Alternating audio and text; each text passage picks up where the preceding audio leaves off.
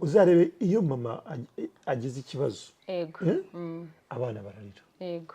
because aba bantu ntabwo baraba separated completely baracyari almost umuntu umwe ari nayo mpamvu umwana akunze kurira iyo mama agiye so a mother and child baba bakiri like umuntu umwe so papa ugomba kuba uhari ugomba kwakira n'uyu mwana ukamubwira welcome home urumva so ukuganiriza umwana ukumukinisha arimo arabyumva ariko cyane cyane hano umumama bakenewe cyane kurusha papa papa as a supporting power n'aba bandi badufasha mu rugo baje ari ugusupporting kugira ngo mama ashobore kwita ku mwana. Turimo kubwira ababyeyi b'abagabo ugomba gutangirana n'umwana wawe kuva akiri mu nda, ariko noneho hariho abatarabishoboye kubera impamvu zitandukanye.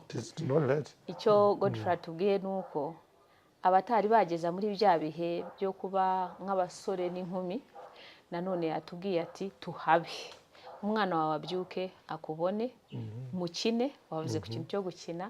Babyeyi baba papa mugerageze muganirize abana banyu.